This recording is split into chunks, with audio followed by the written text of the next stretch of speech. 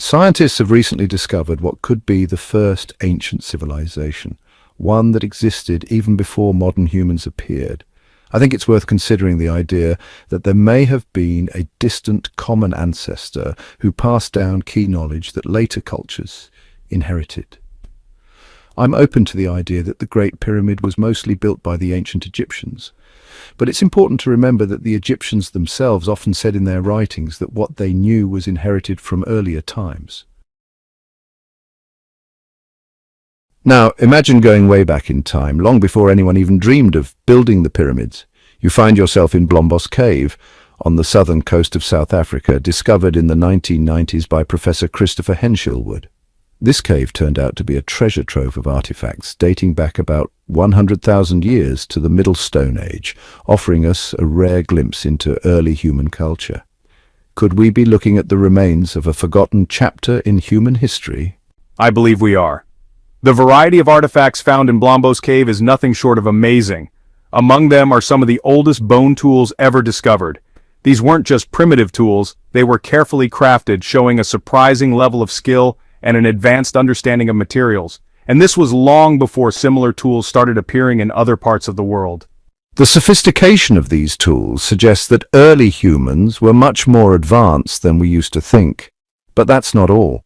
The cave also yielded pieces of ochre engraved with geometric patterns. These weren't just decorations.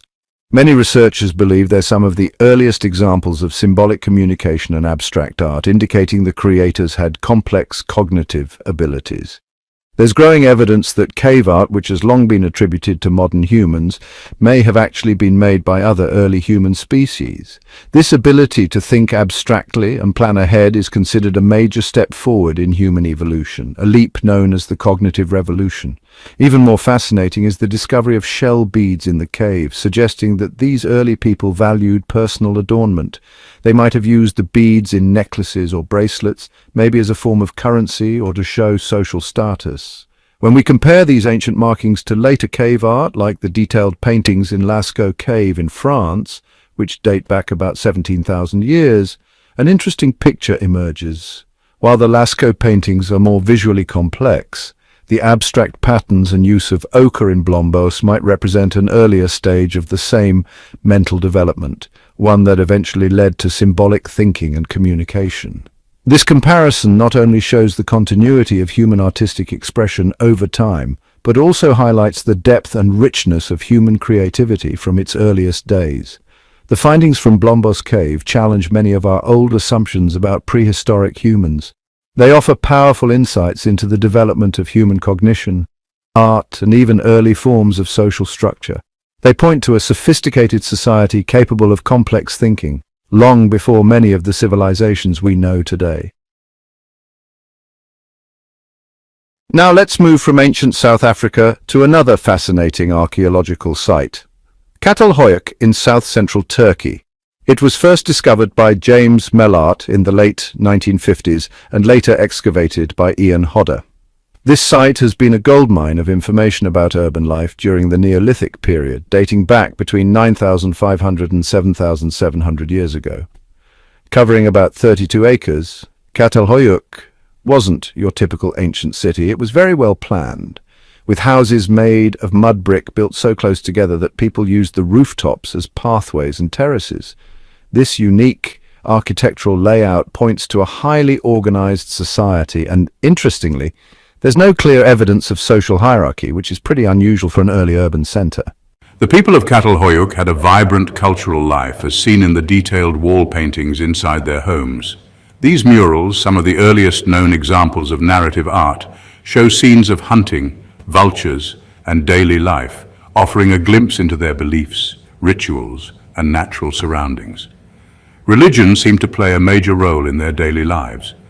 Archaeologists have uncovered many statues and shrines, often featuring female figures, hinting that women, or feminine symbolism, may have held central importance in their society.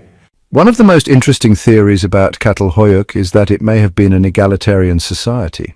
The uniform house sizes and shared living arrangements support the idea that it had a proto-communist social structure, with little emphasis on social status or hierarchy. backed by the absence of large tombs or grand palaces, which usually indicate clear social hierarchies. These comparisons don't just show us how early urban societies were built and functioned in different ways. They also deepen our understanding of how human social development evolved.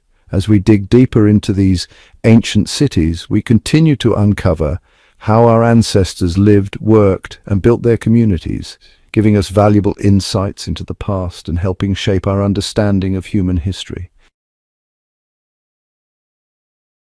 Now, let's talk about something that sounds like it came straight out of a mystery novel, the bold discovery of an underground city in Cappadocia, Turkey. It's important to know that archaeology is often driven by chance discoveries, especially in regions like Cappadocia, which is famous for its unique geological features, particularly its soft volcanic rock that's been carved for thousands of years. The largest of the many underground cities in this area is Derinkuyu. Our story begins in 1963, when an ordinary man living in the town of Derinkuyu, then little known, decided to make a few simple home improvements. What he didn't know was that tearing down a wall in his basement would open a doorway into the past. Behind that wall, he found a tunnel that led to a complex network of rooms and passageways extending deep underground. What he had uncovered wasn't just a few hidden chambers, it was an entire underground city, stretching as far down as 85 meters, around 280 feet, and made up of at least 18 levels. This ancient city wasn't just a temporary hideout, it was a fully functional community, complete with homes, communal gathering spaces, schools, places of worship, and even burial areas. Once the local authorities were alerted, archaeologists rushed in to explore. They were amazed to find that Derinkuyu could house up to 20,000 people, along with their livestock and food stores. The city's design was incredibly advanced. It featured ventilation shafts that brought fresh air to even the deepest levels, working almost like modern air conditioning systems. The engineering suggested that its builders weren't just skilled, they were strategic thinkers. Massive stone doors could be rolled into place to seal off tunnels, protecting residents from invaders. The narrow passageways also forced intruders to move in single file, making it easier to defend the city. Derinkuyu's layout is often compared to the mythical labyrinth of Minos from Greek legends, designed to confuse or trap unwanted visitors with its maze-like structure and hidden exits. Along with its ventilation and security systems, the city shows a level of planning and engineering that rivals some modern infrastructure. Now let's head over to northern Spain, to the beautiful region of Cantabria, where a major archaeological discovery made global headlines in 1879. That's when I introduced the world to the amazing Altamira cave, claiming its stunning cave paintings were prehistoric. At first, my claim was met with a lot of skepticism, but eventually it was proven true. These paintings turned out to be 36,000 years old, dating back to the Upper Paleolithic period. Altamira is now famous for its vivid depictions of wild mammals and human handprints. What makes these cave paintings stand out is the use of multicolored techniques. The ancient artists used an impressive palette of colors created from charcoal, ochre, and hematite to make deep blacks, yellows, and rich reds. But these pigments weren't just thrown onto the walls, they were applied with care, using tools like fingers, fur pads, or flint instruments, showing an advanced understanding of both materials and painting methods. The main subjects of the art were horses, bison, and sometimes deer, all painted with a remarkable sense of motion and three-dimensionality, something rarely seen in other prehistoric art. This dynamic style suggests that these animals were more than just food. They likely had cultural or spiritual significance. The realistic details in their bodies and behavior show that the artist had keen observation skills and deep familiarity with the animals. Some scholars believe these paintings weren't just for decoration. They might have been used in rituals or shamanic practices meant to ensure successful hunts or connect with animal spirits, suggesting that the cave was a sacred space. The artist of Altamira truly mastered the art of creating depth and movement using clever shading and perspective. Their focus on realism may have also been a way to spiritually link the human and animal worlds. They say there were giant stone boxes used in ancient times. A being would transfer its consciousness from one body to another, leaving the old body inside one of these massive stone sarcophagi made of diorite, one of the hardest rocks on Earth, for 100 years to recharge and regenerate. He said he walked among men, But he wasn't like them. He would keep doing this for ages, moving from one body to the next, not stealing bodies, but creating them, possibly using an advanced form of stem cell technology he had made himself. He wasn't born. He was known all over the planet. There's a fascinating tablet that talks about a time when kings ruled for tens of thousands of years, 28,800 years, 14,000 years, even 20,000 years. The numbers seem crazy. This isn't traditional Egyptian history, it's Anunnaki lore. Imagine a world where time itself is flexible, where the line between life and death fades, and immortality isn't just a dream, but a well-guarded secret. That's the legend of Thoth, or Tehuti, the mysterious god of wisdom in ancient Egypt. It's said he discovered the secret to eternal life, not through magic, but through methods that challenge our modern understanding. Could the ancient Egyptians have had access to advanced technology that we still don't understand today? Or is there something even deeper, hidden beneath the sands of time? Our journey begins at the Serapeum of Saqqara, an ancient site where massive stone boxes, each weighing over 70 tons, were carved from incredibly hard diorite rock with such precision that modern engineers still can't explain it. These weren't just coffins for sacred bulls. What if they were advanced chambers for beings like Thoth to recharge, heal, and transfer their consciousness into new bodies, basically cheating death? The legend says Thoth would leave his body inside one of these boxes for a century to regenerate, while his essence lived on in another form. Maybe this is why Thoth was honored across cultures and over thousands of years. If these were truly regeneration chambers, could they hold the secret to immortality?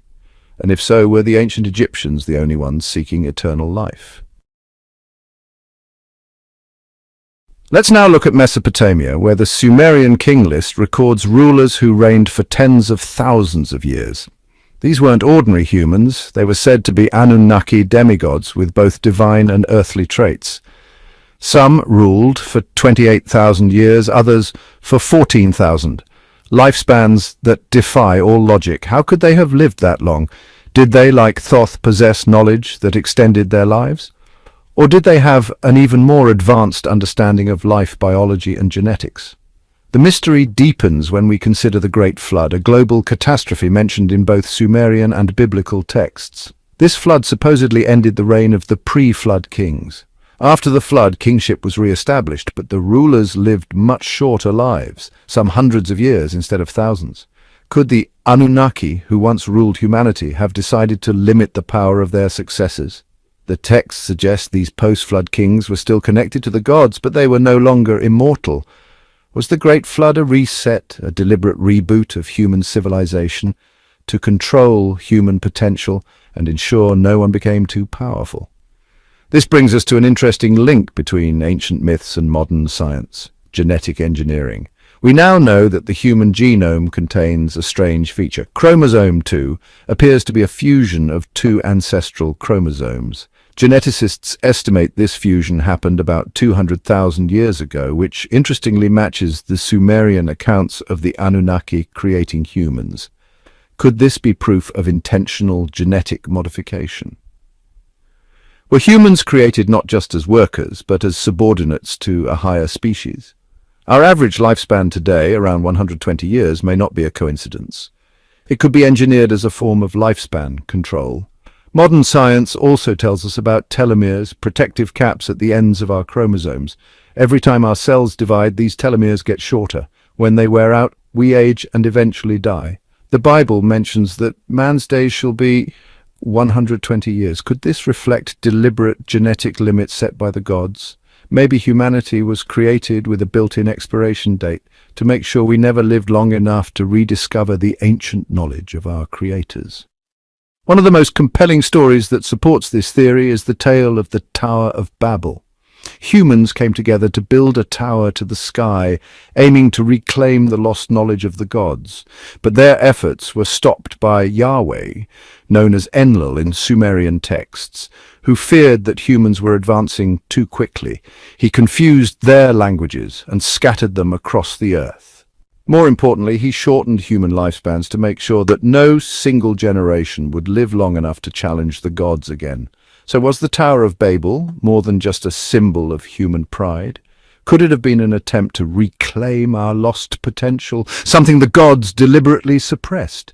Is it possible that our entire history has been shaped by a hidden agenda, a grand design orchestrated by beings like the Anunnaki? Did these forces intentionally limit human development to keep us from reaching our full potential? Could our short lifespans, our divided societies, and our many languages all be part of a long-term strategy to keep humanity from rediscovering its ancient knowledge? As we piece together this ancient puzzle, we're left with some disturbing questions. Were we created with built-in limits to keep us obedient? Is the division of cultures and the loss of ancient wisdom part of a larger plan to control human progress? Or is there a forgotten history, an ancient legacy waiting to be rediscovered, one that could unlock secrets about our origins and maybe even our future? But what if these stories aren't just myths? What if they're fragments of a much bigger picture, pieces of a mystery that could offer deep insights into the hidden history of human existence? Let's revisit the idea of genetic manipulation. Modern science has revealed something very strange in the human genome. Chromosome 2 appears to be a fusion of two chromosomes, something no other species on Earth has. Geneticists estimate that this fusion happened around 200,000 years ago, which eerily matches the timeline in the Sumerian texts about the Anunnaki creating humans to serve them. If this genetic fusion was intentional, what does that mean for humanity? Could we have been designed to meet the needs of an advanced race with knowledge and power far beyond our own? That's the big question. Are we still under their influence today? As we unravel the secrets of human DNA, are we on the verge of rediscovering knowledge that was hidden from us for thousands of years? Could telomeres, once thought to be a natural limit, actually hold the key to extending human life far beyond what we ever thought possible? And if that's true, are there still forces at play trying to prevent humanity from reaching its full potential? The truth might be buried in ancient texts, forgotten history, or even coded in our DNA. As we continue to explore these mysteries, the lines between myth, science, and reality begin to blur. So the final question is, are we ready to uncover the truth? For decades, mainstream archaeologists believed that megalithic architecture was beyond the capabilities of hunter-gatherers and required long-established agricultural societies.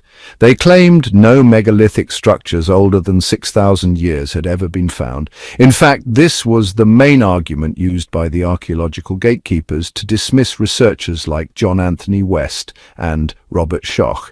They said, "Show us a 12,000-year-old culture capable of advanced construction, and we'll listen." The problem was nothing like the Sphinx was supposed to exist that far back. Then came Göbekli Tepe, a site in southeastern Turkey that changed everything. This site had been intentionally buried over 11,600 years ago, and because it was sealed, it remained archaeologically intact. The evidence from Göbekli Tepe placed it firmly at the end of the Younger Dryas period, an era of massive global climate change. If people at that time could build 20-ton stone pillars arranged in complex circular formations with intricate carvings of animals, humans, and abstract symbols, then they were certainly capable of building something like the Great Sphinx even long before 4,500 years ago. In 1963, a routine archaeological survey in southeastern Turkey found something odd on top of a hill known as Göbekli Tepe, or Potbelly Hill.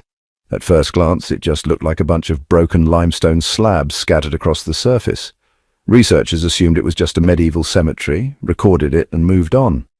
But that dusty hill turned out to hold one of the most important archaeological discoveries of the 20th century, forever changing our understanding of early human civilization. Underneath the hill, Schmidt uncovered a series of massive stone structures, some over 18 feet tall and weighing up to 50 tons. These stones were arranged in circular patterns and were elaborately carved with images of animals, human figures, and mysterious symbols. As excavation continued, what emerged was even more shocking. The site was much older than anyone had ever imagined. Radiocarbon dating placed it between 9,600 and 8,200 BCE, making it over 11,000 years old, and more than 1,000 years older than any other known temple or monumental structure on Earth. Göbekli Tepe is 5,000 years older than Stonehenge, and it's now recognized as the oldest known megalithic site in the world. That naturally raises the big question, who could have built such a massive structure over 11,000 years ago? at a time when humans were supposedly still primitive hunter-gatherers? How did they manage to move and carve those massive stones so precisely in an era that predates writing and advanced tools by thousands of years? The mystery only deepened as more research revealed signs of a permanent settlement around the site. This discovery suggested that the builders of Göbekli Tepe weren't just wandering hunter-gatherers. They may have been part of an advanced civilization, older than any civilization we've officially recognized. This site didn't just challenge the accepted timeline of human development, it raised deeper questions about why it was built at all. Why would ancient people go to such effort to construct such a huge and complex structure? While archaeologists and researchers have debated the answer, one theory started to gain traction. Göbekli Tepe may have been one of the earliest religious centers in the world, a sacred site for one of humanity's first organized belief systems. Klaus Schmidt, the archaeologist who led the excavation, even called it the first temple built by mankind and compared it to a cathedral on a hill. Others have speculated that Göbekli Tepe was also an astronomical observatory, aligned with the stars and possibly used to track celestial events like the movement of the constellation Sirius. If that's true, it would mean its builders had a deep understanding of astronomy, far earlier than previously believed. Both theories carry fascinating implications for how we understand early human culture and spirituality. In 1994, I returned to the site during my own survey. Unlike those before me, I didn't walk away. I sensed there was something far more significant buried beneath the surface. I was right. But in 2017, a new and even more groundbreaking theory emerged, one that promised to rewrite the history of music. That year, two chemical engineers, Martin Sweatman and Dimitrios Tsikritsis, turned their attention to one of Göbekli Tepe's most mysterious features, the Vulture Stone.